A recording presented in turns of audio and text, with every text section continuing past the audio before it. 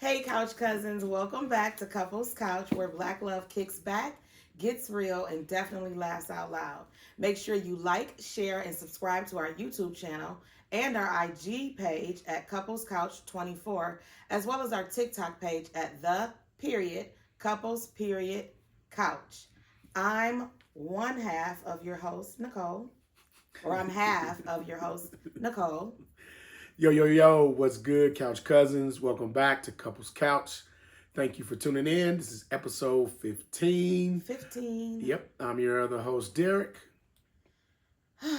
And don't forget to follow our business pages. Yes. Soul Signature Designs. Yes. Look, I got it right this time. Yeah. And BlkLine. We'll post the links in the captions below. Yes, we'll post them in the links on the YouTube channel, so make sure you look at that. All right. We're going to start off with our couch cipher. Yep. And this question actually comes from one of the couch cousins. Righty. How much should friends be involved in your relationship or marriage? Or should they be involved at all? Ooh. I think if it's your relationship, then your friends, I would, the time, how long you've been friends with this person, if it's not, like if you ain't been friends with this person a long time, I would not take a whole lot of advice from them just because it just ain't enough time put in. And I'm definitely not taking no advice from somebody who ain't married or who's never been married. Okay. Because there are certain things you could give your opinion on, but you can't give your opinion on about marriage if you've never been married. You know what I'm saying? Why do you think that? I just me, it's kind of one of those things, if you've never walked these footsteps, you just don't know. Okay. You know what I'm saying? And I know some people will disagree and be like, well, we can give some kind of opinion.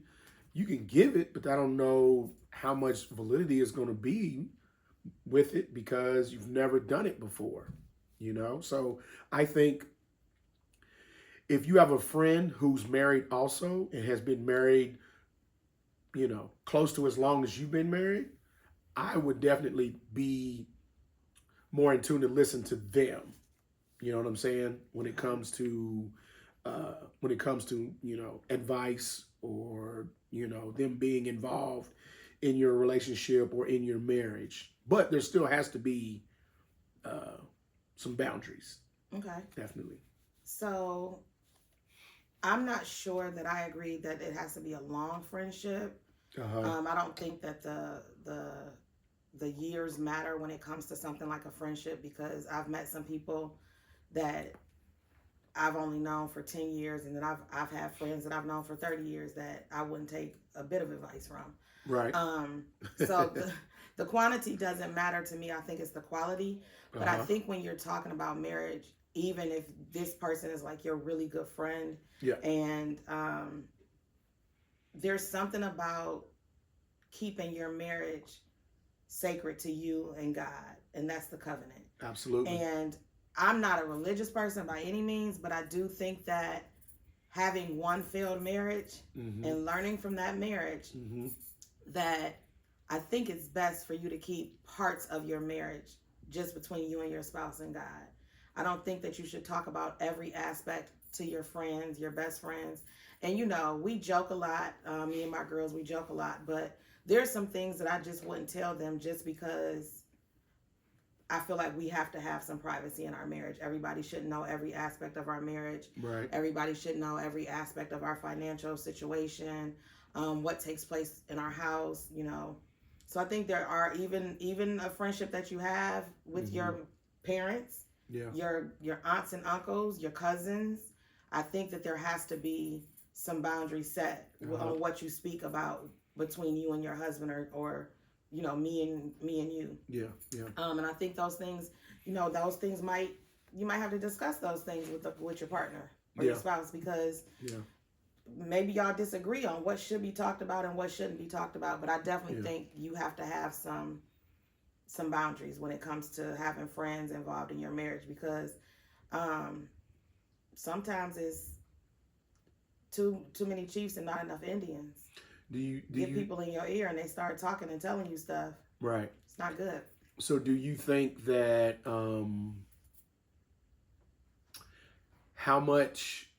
what would be the percentage of the individual setting the, well, nah, I don't ask that.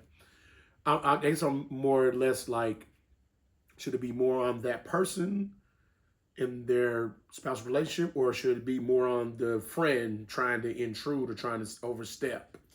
So I don't know that the friend would necessarily overstep or try to intrude. I think sometimes, and I can't speak for a man, I'm not a man, obviously. Yeah. But I think for women, sometimes we overshare.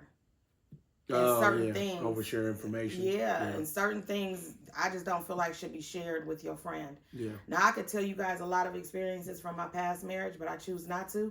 But there were some things that I overshared with a certain someone, and they took it and ran with it.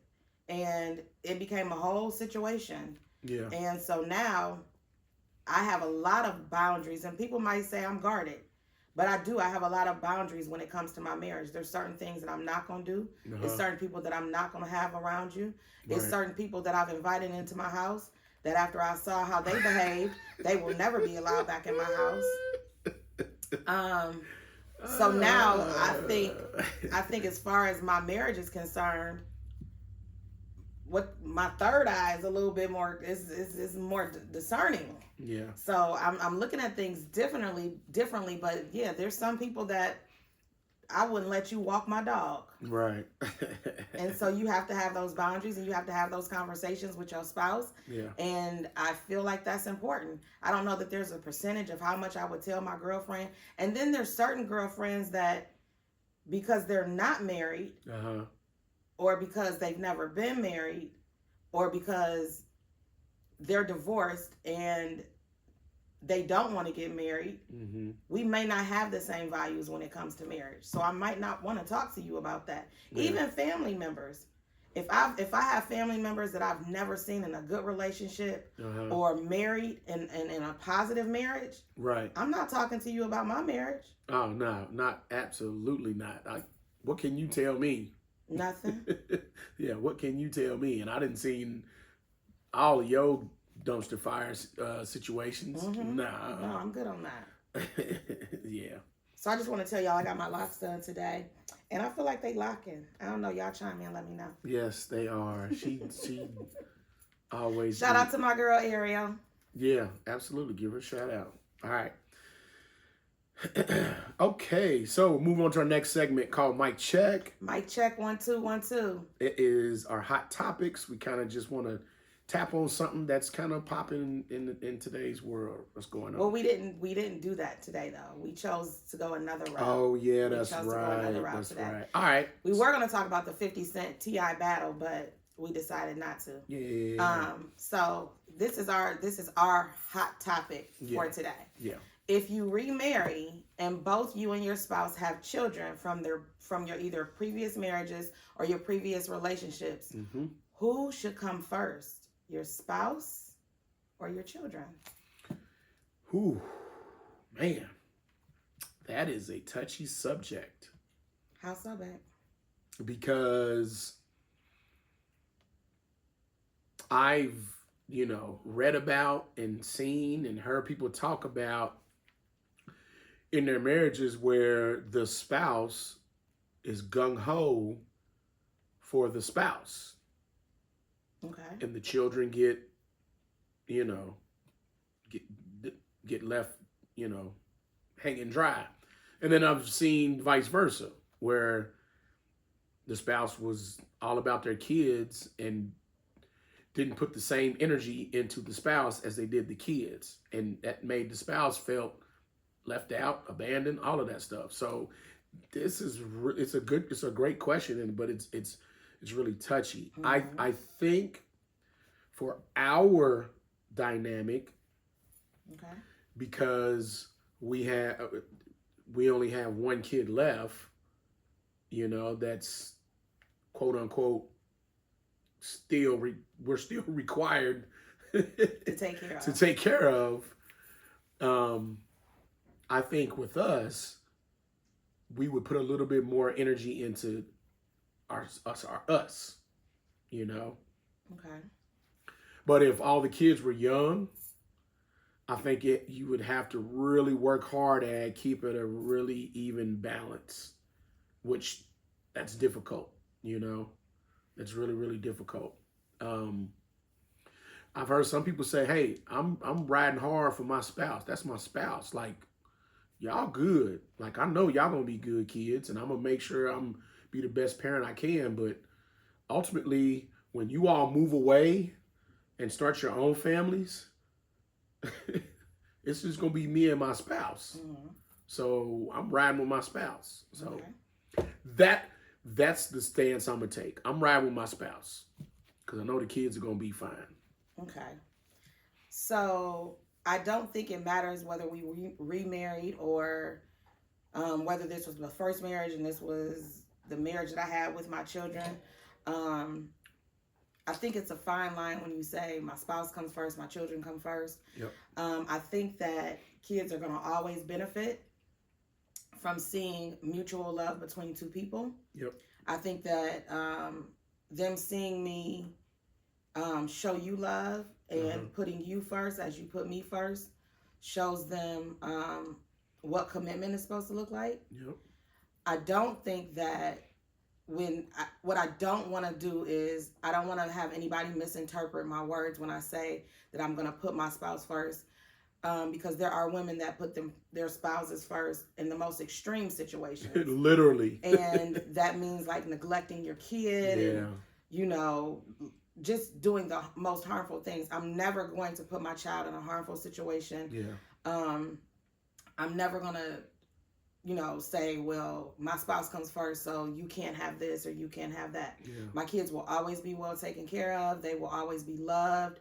But like you said, because at the end of the day, children living in the home is for a limited time. Yep. Or so we think, because we got two that are living here that don't ever seem like they want to move.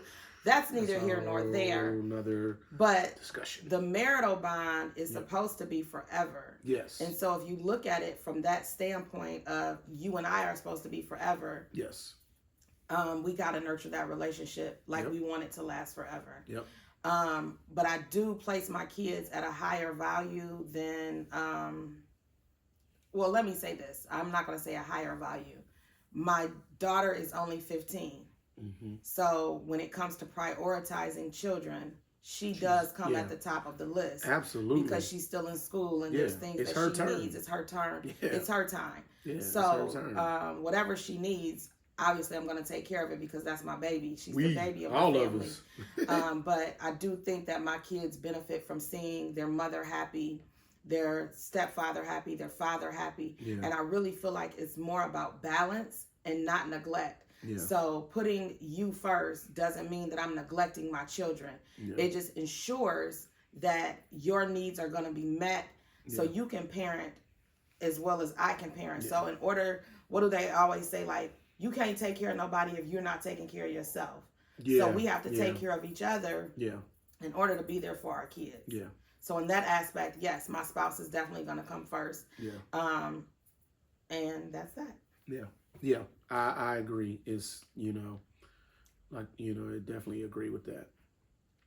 All righty. One of our couch cousins says, if me and my husband are okay, then we both are going to make sure that the kids will be okay. Absolutely. Yep.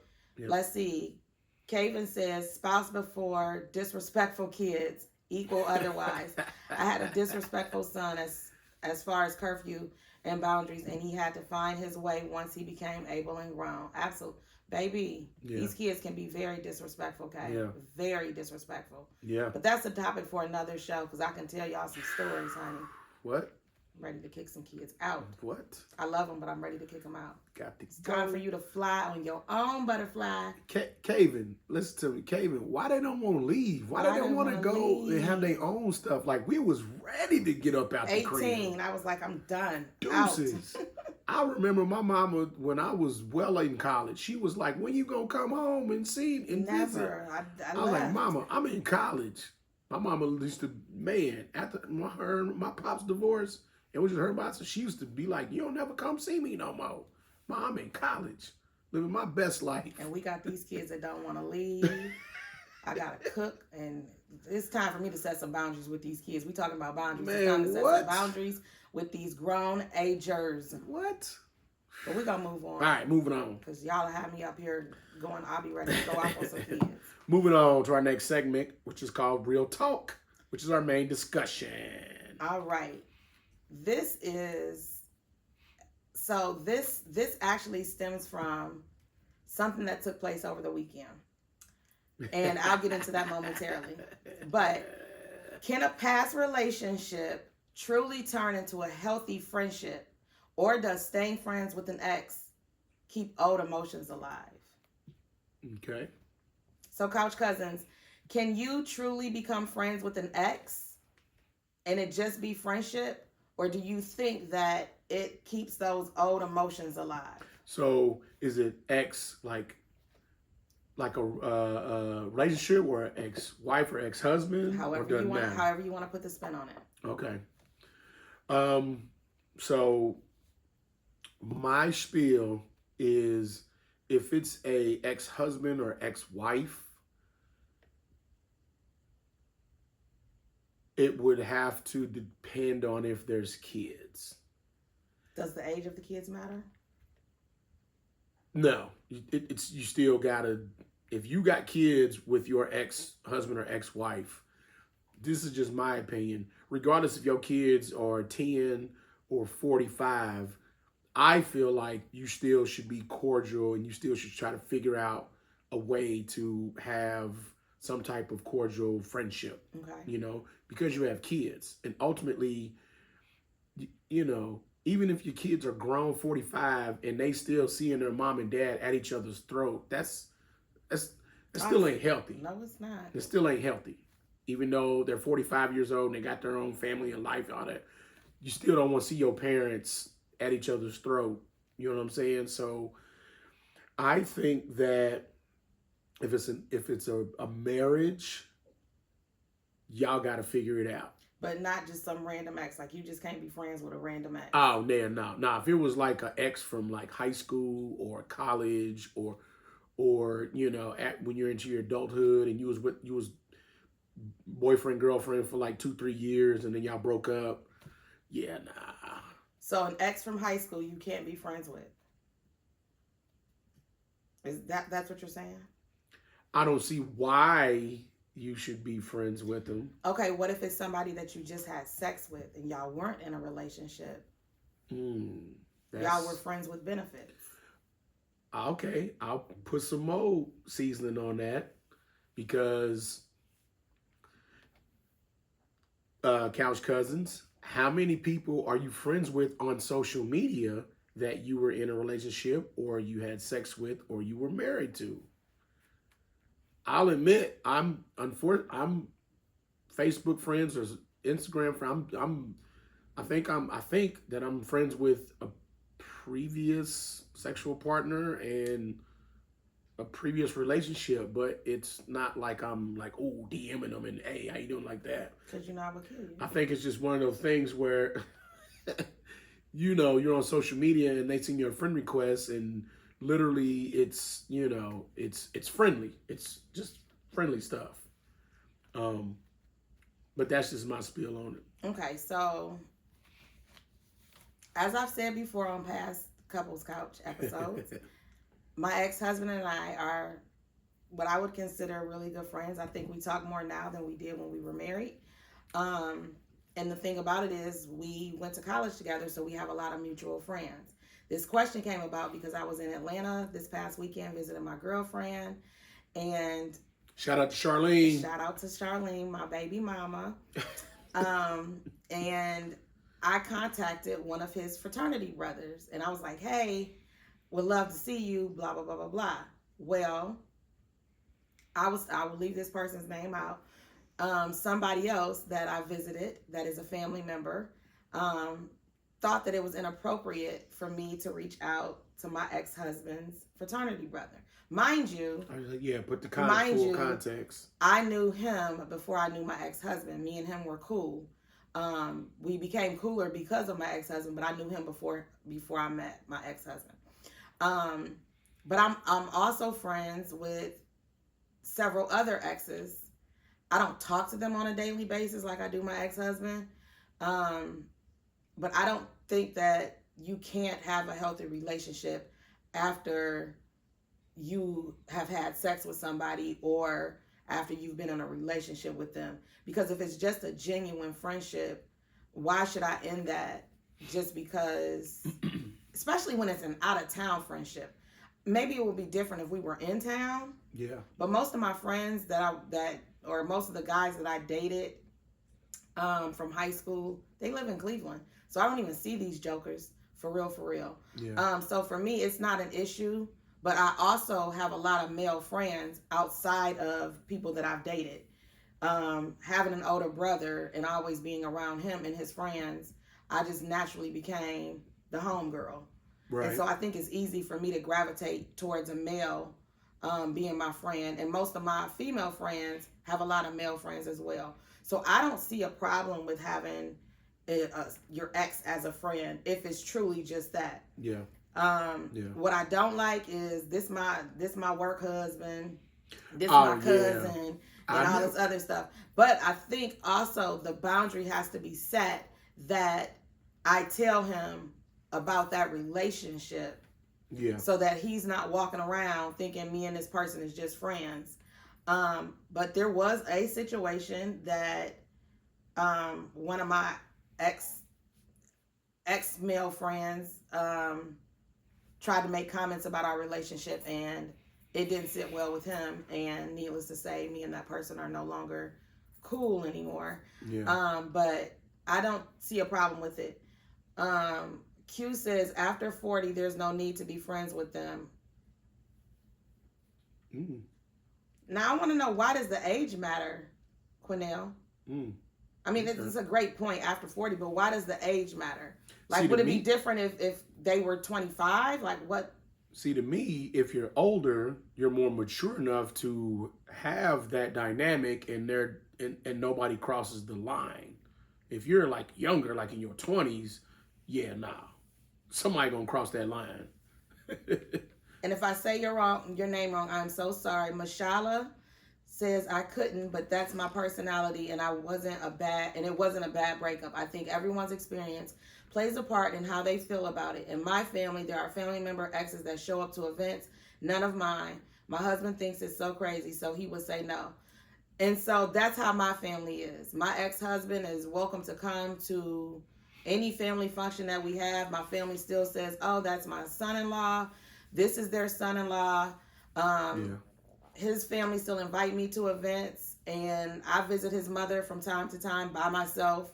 I'll just go visit her on the way home from Cleveland or on my way up to Cleveland.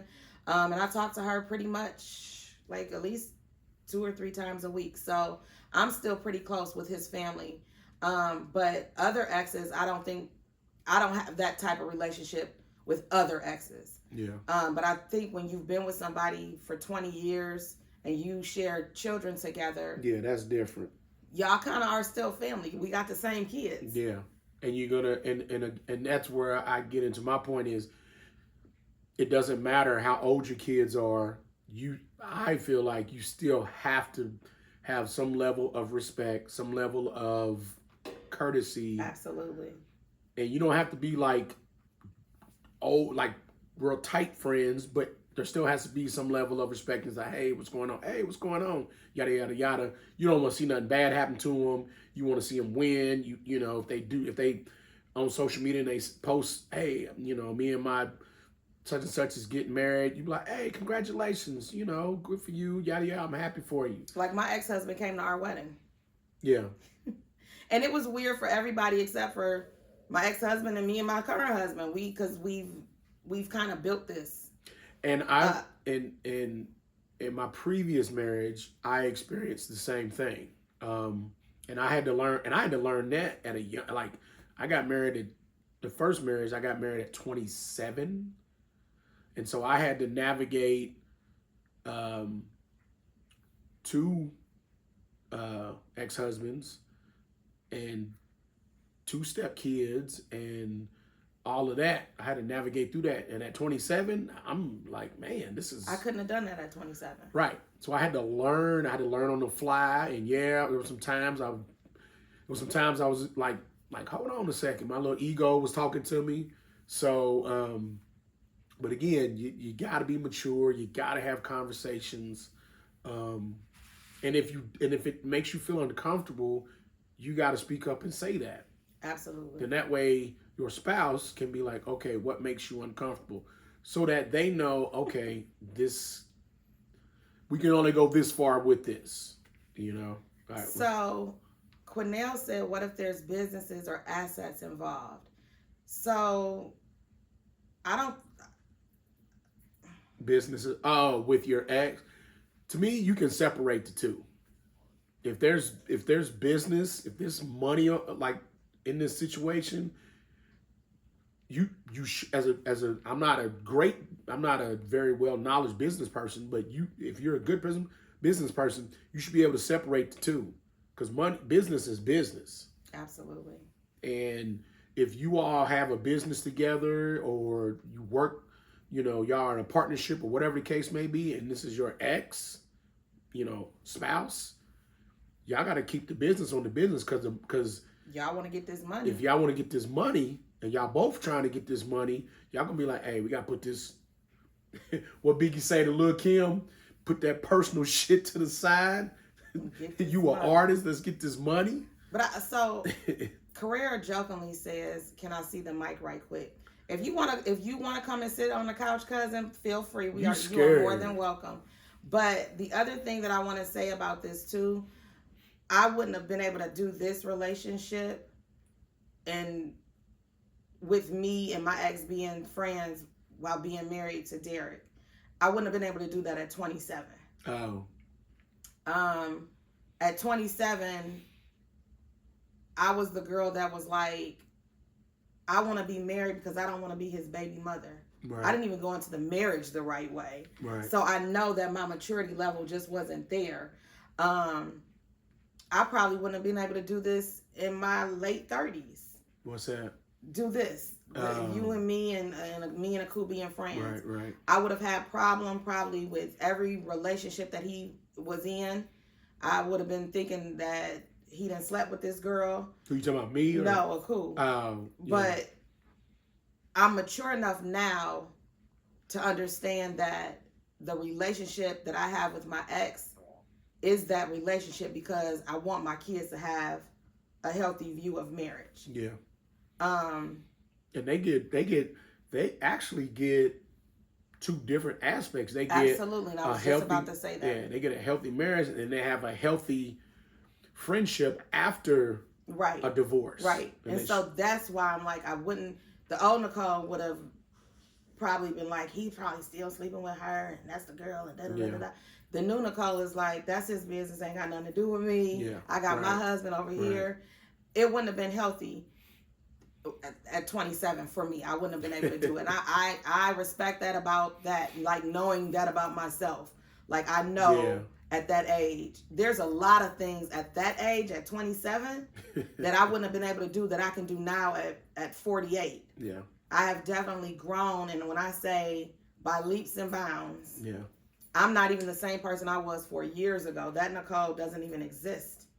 Yeah, I think 4 to 5 year increments we evolve. Now we should evolve. Yeah, we evolve into something differently.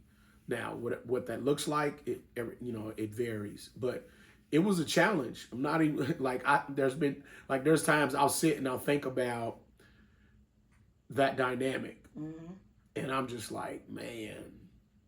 And then I think about 10 years, from 27 to 37, and I'm sitting there thinking like, man, there were some ups and downs and fucking lefts and rights, ins and outs. It was man. And navigating having 2 stepchildren and then having a child of my own and then having another younger child. It was 4 of us and it was a blended, it was just a whole dynamic, And then I see some of my friends, are just living their best life. So, sorry for rambling. But this is the perfect segue to our next question. Yes. This question is kind of piggybacking off our Real Talk main discussion. So, do relationships fail because two people truly aren't compatible, or because they met before they were ready for each other? Kind of like when Usher sang "Right One, Right Place, Wrong Time" on the song "Good Good." So, do relationships fail because people just aren't compatible? Or do they fail because they met each other before they were ready for each other? I'm going to take the second part. They met before they were ready for each other. Okay. I think that, because it goes back to like things that you've discussed. Like, in order for you to want a relationship work, you yourself have to have done the work on yourself, so that you are relationship worthy, you know? Because if you haven't done the work on yourself, and you haven't like changed certain things about yourself, and your nitpickiness, because everybody's got their own nitpickiness where we're just like, I ain't doing that. You just made up a whole Yeah, I just made up some stuff. That's what we do, black folks. But if you ain't worked on certain aspects of yourself, I think you can't be ready for a serious relationship, or potentially marriage. I knew this pizza was going to come in the middle of us recording. Why, it's here? Mm-hmm. Oh, is it really? Yes, it's here. Where at? It just pulled into the driveway. Oh. I'm sorry, y'all. We ordered pizza for the kids. Text Anaya and tell her get it. Okay. So, go ahead. Go ahead. I think it depends on the person. Okay. Somebody has to sign for the pizza. Oh, okay. She can sign for it, can't she?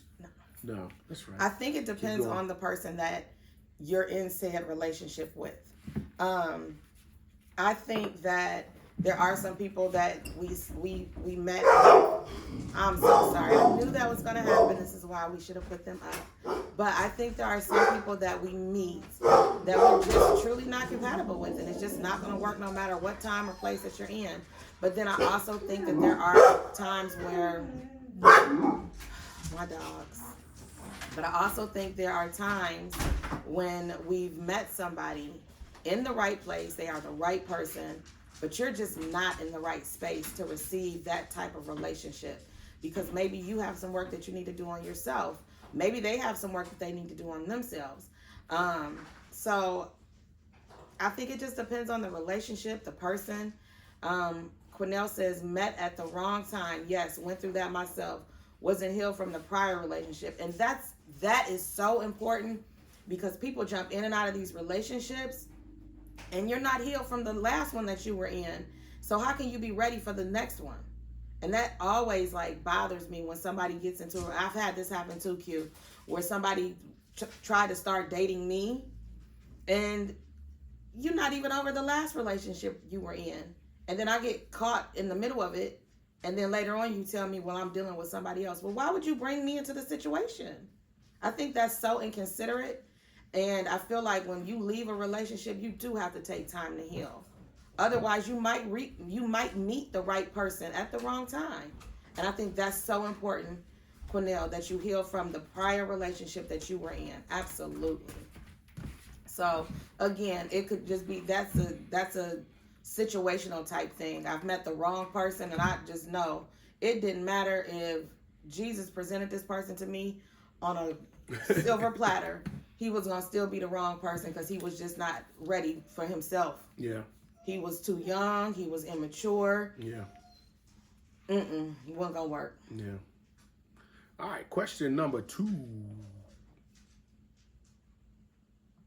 That's you, babe. Is it? Oh, no, that's me. I got you. All right. So if you were deeply in love, but your partner's parents and or family didn't care for you for whatever reason, would you still go through with the marriage? Ooh. This is hard for me because I am such a family-oriented girl. I love family. Ooh. And it would be hard for me if my spouse's parents or family just didn't like me. Mm-hmm. And I don't know that it would matter what the reason is. It would hurt my feelings. Like, what did I do? You know, I would always be wondering. Knowing me, I probably would ask, like, why don't y'all like me? Right. And I don't think that I've ever been in a relationship where his family and friends didn't like me. Right. So for me, that would be difficult. Yeah. So I don't know that I would, because I wouldn't want to go to family functions, obviously. Yeah. They don't like me. Why am I coming there? Yeah. You know what I mean? And I'm such an outgoing person. I couldn't be in a room with a ton of people that don't like me. Yeah. So then that puts strain on our marriage, because I'm not going to your mama's house for Christmas. I'm not going over to your auntie's house for Thanksgiving. These people don't like me. Yeah. So either we would alienate ourselves from his family, which isn't fair to him, or he would go without me, which then isn't fair to me. Right. So I think for me, no matter how much I love this person, I don't know that I could enter that marriage like that. This question is, I'll admit, I lived this question in my previous marriage. I lived this question. You sure did. There were situations and dynamic that took place in my previous marriage, and it really put a strain on the relationship, on the relationship with the families. It was just not real positive at certain times. So now that you know what you know, would you have married her still? What I know now? Yes. I probably would not have done it. I probably would not have gotten married. No, I'm saying if you had the chance to do it over, knowing what you know now, would you have gone, like, let's say you could go back in time, and you had the knowledge of, you had the ability to see the future, and you know how this is going to turn out. Yeah. Would you still marry her? Probably not. I probably would have, I honestly, and I've thought about this, I honestly probably would have just remained friends with her. Because we were friends first. Okay. You know, we worked together and we were friends, and then it just, you know, cultivated from there. I think I would have just kept it as just a friendship, you know. Just because of, you know, when I go back and I think about, like, I'm just like, whoa, it was, and really the biggest strain in our relationship was the car accident. Like when her and my mother got in a real bad car accident, there was a lot of resentment toward each other. Well, yeah, it was a lot of resentment from my previous wife towards my mother. And yeah, and it was like life-altering accident. And unfortunately, it was my mother's fault for this life-altering accident. So that is, again, that's a, man, your parent is at fault for being in this bad accident that alters her life and your spouse's life. Yeah, that's difficult. Yeah. So I wouldn't do it, but... At 30 years old. No, 28 years old. 28, 29 years old when the accident happened. Yeah, I couldn't do it. I wouldn't be able to do it. Now you see why when you was like, babe, is it okay? Now you see why I just be like, you have no idea. I'm good. This is cool. Trust me. Yeah. So you guys in the comments, let us know how you feel. Would you marry your spouse or your significant other if their family and parents did not like you for whatever reason? Would you still go through with the marriage? Yeah. All right. So we're going to move on. Question 3. Oh, yeah. Question 3. Yeah. I'm going to post this question in the comments, and you guys let us know what you think. All right. So, first off, we just want to say thank you so much. Thank you so much. The Blue-Eyed Soul segment that we talked about in the last episode 15. Oh, my gosh. It got, like, Y'all came out represented. Thank you, Couch Cousins. On our TikTok page, we got like 40-something thousand views we got like over 700 comments on our TikTok page. Like, I'm trying my best to reply back to all. I'm like, man, this is dope. And people are just giving their opinion about, they're giving all these, you know, their favorite, you know, their Tina Marie's, and they're giving all these Blue Eyed Soul artists.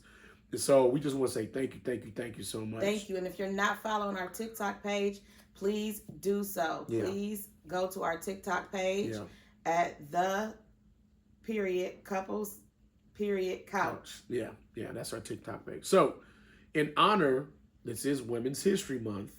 Okay, hey women. Do they have a Men's History Month? No. Y'all got every other month. Right, I know. I was just thinking out loud. Do they have? That's like Black History Month. We get this one month, and white people always like, we got a History Month. Y'all got every other month. Right. So, in honor of Women's History Month, we want to know, who is the voice for you? And we're talking about art, music, singers. You can't use Whitney and you can't use Mariah. Those two are off limits. They're off limits because everybody chooses those two. Yeah. So who is the voice Who's for the you? Voice for you. It can be R&B. It can be soul music. It could be opera. It could be a blue-eyed soul singer. So who is the voice for you? Remember, you cannot say Whitney Houston and you cannot say Mariah Carey. Yep. I'm not going to give my voice because everybody already knows who my voice is. Yeah. It is Erykah Badu. I love Erykah Badu. She is going to always be my favorite. Yeah. And so that's my voice for me. Okay. Easy peasy, lemon squeezy. I would say me, and I'm sitting there thinking about, like, when I listen to certain songs, listen to music, I think right now, my voice, because I'll be vibing to her and she be bumping and the songs boom, my voice is Miss Marsha Ambrosius. Oh God, I love her. She is dope. Like, her high, like, she's dope. I love Marsha Ambrosius. Ever since, like, I remember when I first heard Floetry, you know, when they first dropped their album, I was like, one, I was trying to figure out who's the singer and who's the rapper. And when I figured out, oh, okay, the light skin. Not the rapper, she's the flowicist. Okay, my bad, the flowicist. When I, you know, see, okay, the lighter skin one is the singer. I'm like, oh, and then found out she's not from America, she's from England. I was like, oh yeah, but she got, man, Marsha Ambrosius is dope. So she's my voice right now. And then honorable mention, Miss Jilly from Philly, Miss Jill Scott. Okay. So we got... Who's your honorable mention?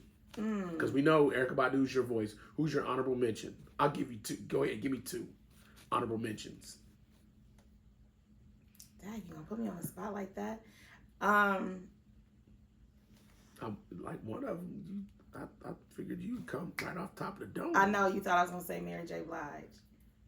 Oh, I forgot about that, but nah, Okay, so I love Mary J. Blige, but when we're talking about the voice, we're talking about, not saying that Mary J. Blige can't sing. Y'all can argue that in your own comments, but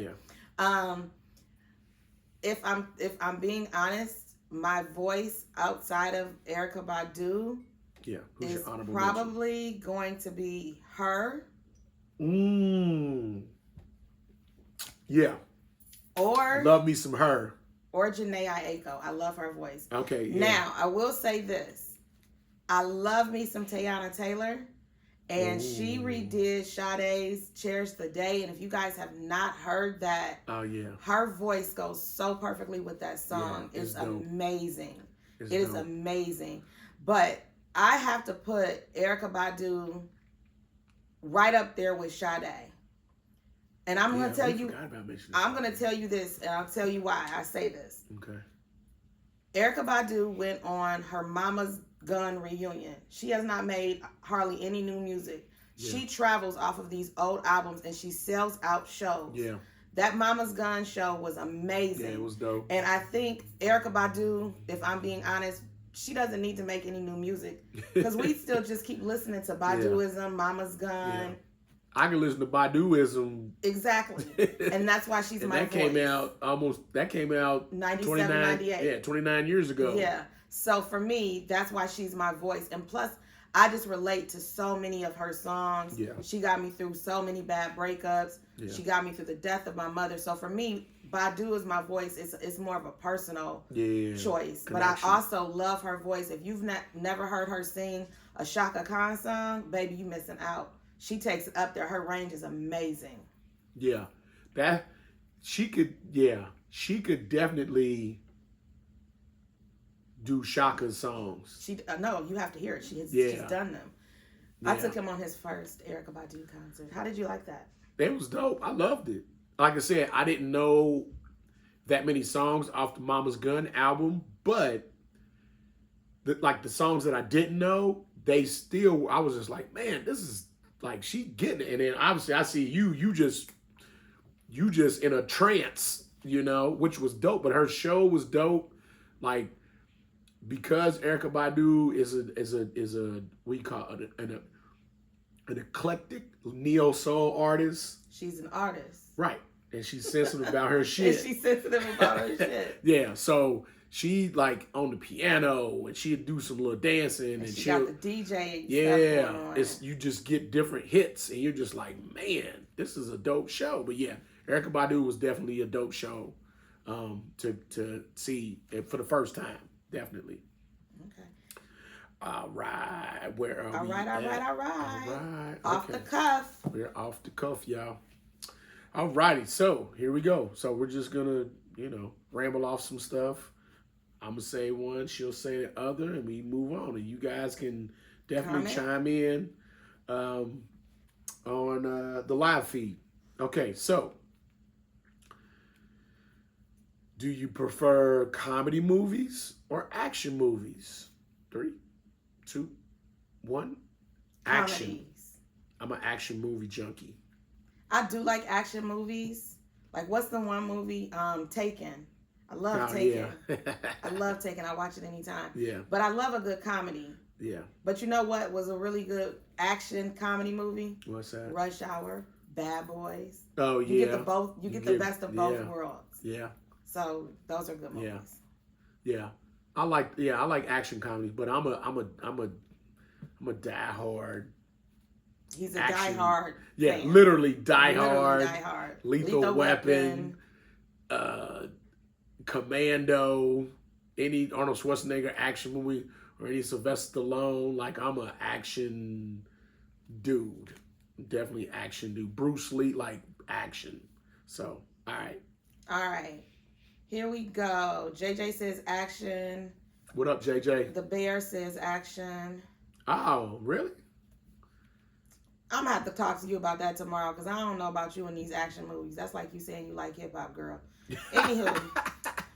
Anywho, love or loyalty? Ooh. Is it love or is it loyalty? 3, 2, 1. Loyalty. Love. I feel like so I'm going to say this, and people might disagree with me. I feel like if you truly love someone, loyalty comes naturally. Okay. If you truly love them, you don't want to hurt them. You know what I mean? If you truly love someone, you don't want to hurt them. You're going to be naturally loyal to them. Okay. But if you're loyal to someone, that doesn't necessarily mean that you love them. You could just be loyal out of respect. Oh, okay. And you can have respect without love. That's true. Okay. I understand. I see that. Yeah. JJ, Quinnell, and Carrera R said loyalty. Yeah. Okay. So tell me why. Why loyalty? So I think the reason why I chose loyalty is kind of like a reverse of what you were explaining with love. I think you're going to be loyal to this person. Oh, hi, Maria. Huh? Maria's on here. We went to elementary school and middle school and high school together. Dope. I think if you're going to be loyal to somebody to a fault, there has to be some kind of love in there. Because I just don't think you'll be loyal to somebody if there ain't some kind of emotional connection. You know what I'm saying? Yeah. I just don't think so. Because think about people who grew up and got like siblings or family, you know what I'm saying? And just be, you being loyal to a family member, there's got to be some type of emotional connection. Now, can you say, you know what, I just can't do this no more? Yeah, absolutely. But I think you can do that with love too. But aren't you loyal to your employer? Yeah. Do you love your employer? If you put it like that, no. But you love getting the check. I think in that aspect, I think it depends on if you are just working a job or if you're actually in your career. Okay, so let's take this for instance. Right now, yeah, you're working, and we won't say the district. You're working for a school district. Yeah, you're loyal to them. You're not going to badmouth them on social media. No, you're not going to do anything that's going to take away from your job. You love getting paid, but you don't necessarily love the district. You love your job. Yeah. Okay. You're loyal to you love your profession. You're not loyal to where you work. I'm loyal. You're not loyal to your employer. You know what I mean? I get what you're saying. You don't love them people. Yeah, I get what you're saying. Like, I really like who I work for. That's my point, JJ. You can be loyal to a job but not love them. So when you say that loyalty and love are kind of synonymous, they're not. Okay. Where love is synonymous with loyalty in a sense, because you're loyal to your wife because you love her. Right. Okay. But you can be loyal to a job but not love it. Okay. Because what you actually love is the money. Okay. All right. That's just my point. Yeah. It's my opinion. Everyone has them. All right. Next off the cuff. Forgive and move on, or never forget. 3, 2, 1. Fuck them people. I hold funeral processions daily for people that I didn't forgot about. They don't exist to me anymore. What did you do? I don't even remember what you did anymore because you're dead to me. There's nothing to forgive or forget because you don't exist anymore. I think that I'm kind of agreement with you. Like, if you've burned me, I'm not one, like, well, I'm gonna continue to entertain you and you burned me. Like, nah, you burnt that bridge with me, or you, like, nah, I ain't. And I'm gonna tell you what, it's been a challenge since I've been at the school that I'm at now. And I have to continue to remind myself, these are kids. So I can't take certain stuff personal. Because they'll go there and I gotta be like, you know what? I gotta give them the same energy that they giving me. Now, some situations, I just be like, look, whatever, just follow instructions to get over there. But when you're talking about a grown person who has played in your face, did you dirty, talked about you, defamed your character, did all of those things. It's a wrap. Nah, I'm good on you. I'm good on you. What's your phrase? I have a whole funeral in my head. I will have a whole funeral for you. You could walk past me on fire and I wouldn't spit on you. Ooh. I'm sorry. That's when you burn me real good. Yeah. When you burn me good enough. Yeah. I'm done. I'm gonna learn from you burning me, and I'm never gonna touch the stove again once you burn me like that. No. You can be a fool once or you can be a fool all your life. I choose to be a fool one time, and you only got one time to play in my face like that. Yeah. You don't get to defame my character. You don't get to dog me and then expect me to forgive you. Yeah, nah. No. Because Prayer said, what would Jesus do? I'm not Jesus, and he's still working on me. He's still working on me. There are some people, I'll say this. There are some people that I can forgive. I forgave my ex-husband for a lot of things, but I had to do that for my daughter, for my son. Yeah. And then ultimately for yourself. For myself, in order to have the relationship that I have with him for my children. Yeah. But I've had friends who burnt me so bad that if they walked past me, I wouldn't speak to them. Yeah. And Carrera knows she tripping because she Carrera she's going to forgive him. But she always asks me, what would Jesus do?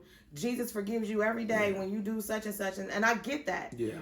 I may be able to forgive some people for some of the things that they did to me. Yeah. But sometimes when somebody burns you so bad and it breaks your heart so bad, it's hard to forgive those type of people.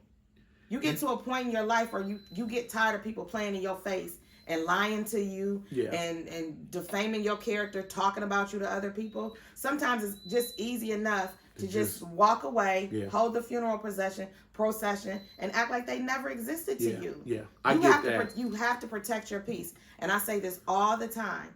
I will never let nobody play in my face. Don't do that. And maybe it's because I'm a Scorpio. You don't get to burn me like that and then expect me to be like, oh, it's okay. I'm sorry I hurt your feelings, but you hurt my feelings this time, the time before. So if I give you too many chances and the next time you really light me on fire, I'm done with you. Ooh, that reminds me of this quote that I heard about 5-6 years ago when I was coaching. It was a black man from Arkansas. It was during the I can't remember what it was, but it was something going on. And he was like, "You can't cut me and then tell me how to bleed." What? Man, I love that quote. You cannot cut me and then tell me how to bleed. So I'm with that. Like, I'm gonna forget you. If you've burned me, I'm gonna forget you. Kelly Rowland once said, she said, I believe that I do people good. I mean people good. I want to see everybody win, and I want to see everybody be great. Yeah. But then she said, but if you burn me good enough, it's like you never existed to me. Right. Just block them out. I'm like, who's that? Oh, damn. I wouldn't even think about them. So for me, I can forgive you. It depends on what you do to me. Yeah. I can forget the situation happened. Yep. But sometimes I'm not forgiving or forgetting what you did to me. And the reason why sometimes it's hard to forget, for me, I don't want it to happen to me again. Right. And if I forget it, then I got to forget that you did this, your behaviors and all the things that you did to me. Yeah. So if you've done that to me before, my mother used to always say, and sometimes you see people do other people so wrong and you be thinking like, they'll never do that to you. If they, my mama used to say, if they did it to them, they'll do it to you. Yeah. And you know what? It came back around and it happened to me. Yeah. And so for me, if you burn me good enough, there's no forgiveness. Yep. There's no forgetting. I want to remember what you did so I don't ever have to relive that experience with you again. Yep. If you break my heart good enough, I'm done with it. Yeah. Sorry, y'all. Yep. That's just me. Yep. I got to be true to who I am. what Taraji say on Empire? I got to Lucius. I got to do this for me, Lucius. I got to do this for me. All right, go ahead, man. Jesus is clearly still working on me, y'all. I know you learned the hard way. Sometimes you got to learn. Sometimes you got to get burnt. Erykah Badu once said, keep letting that man knock your head in between the stove and the refrigerator. You'll get tired one day and you'll walk away. That includes friends too. Yeah. Keep letting them play in your face. You'll get tired one day and you'll walk away. You'll get tired of it. I got tired and I walk away. Leon Harris. Hey, Lemonhead Leon. Damn. This is my friend. This is my friend Leon. Damn. We go back to middle school. Leon said, forgive but never forget. That was my old saying, Leon. But now people just, they be dead to me after a while. All right, so we're going to move on to our next question.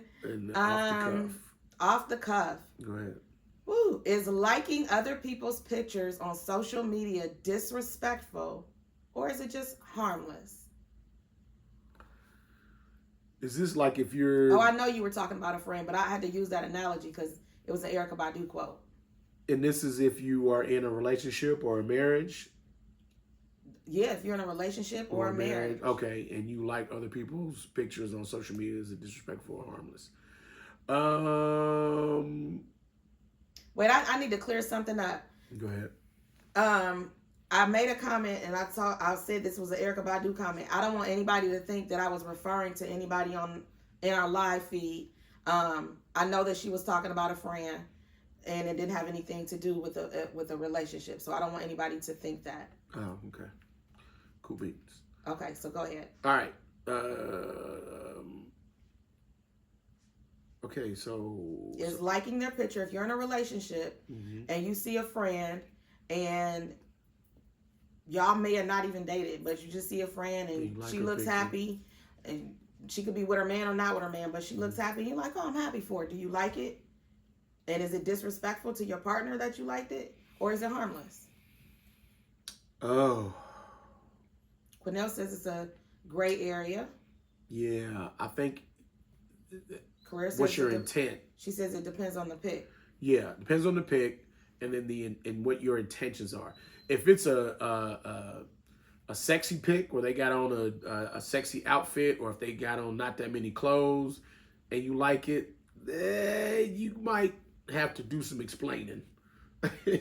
Lucy, you got some but if explaining it's to do. Somebody posted a picture of their child graduating from high school, or them buying a new car, or they're getting a new job or something like that, and you like the picture, I don't see no harm in that. Okay. I don't see no harm in that. Maria says it's disrespectful. I think it's only disrespectful if, like you said, it's a sexy picture. Yeah. Yeah. And she's posting it, and you go like it. But I really think too, it depends on the emoji you use. The emoji. Did you heart it, or did you just thumbs it up? You know what I mean? Yeah, but then I also sometimes I think sometimes people post pics to get attention. Clickbait. Right. And so I try to steer clear of pictures like that. You mean like this person's posting these pictures just to get clickbait. Like, come on, don't post no picture with your chest out and all that other stuff. But what if it's a star? Like a star? Like Method Man. If he posts a picture, I'm not allowed to like it because it's Method Man. Here we go. Here we go. Okay, moving on. If it's a celebrity, see, look, y'all, this is maturity. Because she just posted a picture of Method Man, actually 3 pictures of Method Man. It was for his birthday. And she goes, happy birthday, Method Man, you know what I'm saying, yada, yada, yada. Now, a non-mature man, he would be like, why you out? And he would throw these cuss words in there. Why you always got to fucking post pictures about Method Man? Why you always got to... I post Jay-Z and say happy birthday to Jay-Z, Mary J. Blige, Erykah Badu, all my favorite artists. Right. But he only takes offense when it's Method Man. I don't take offense to it. Because I know you mine's and I'm yours. Leon said, if you like the picture and you marry, your ass is wrong. Dead wrong. Yeah. So again, I if it's a celebrity, look. Now, if your spouse posts a celebrity pic on their birthday, or your spouse posts a quote unquote sexy pic of that celebrity, and then they put in on there, the things I would do to that person. Oh my. Yeah, that's disrespectful. That's disrespectful.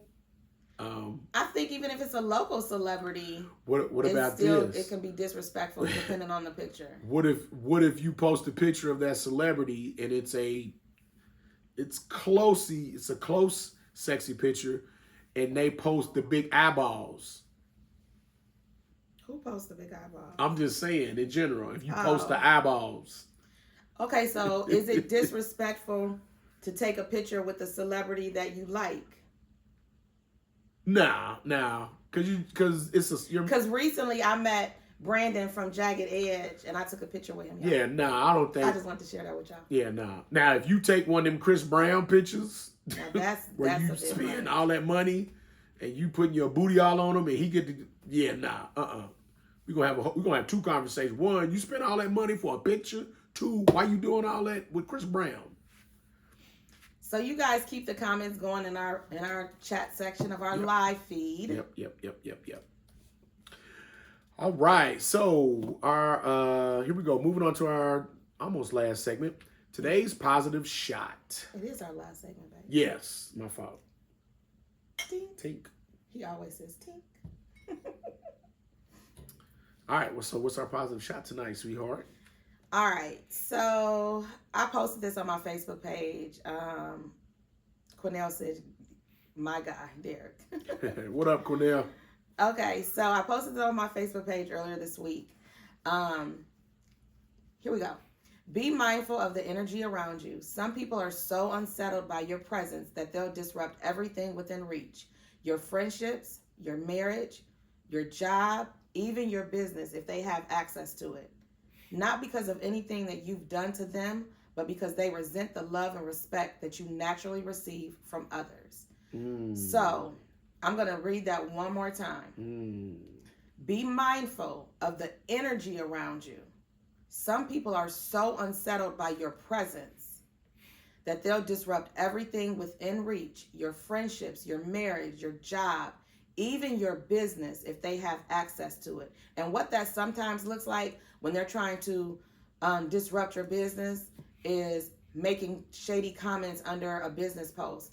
What that will look like is them maybe not sharing your business post, but talking about somebody else's business, smiling in your face, talking about your little business, things like that. They want to disrupt that. They want to make you feel like what you have going on is not successful. And it doesn't have anything to do with you, has everything to do with them. Yeah. Because remember, what they resent is not you personally, that they resent the love and respect that you naturally receive from others. So you got to watch the people that are close to you.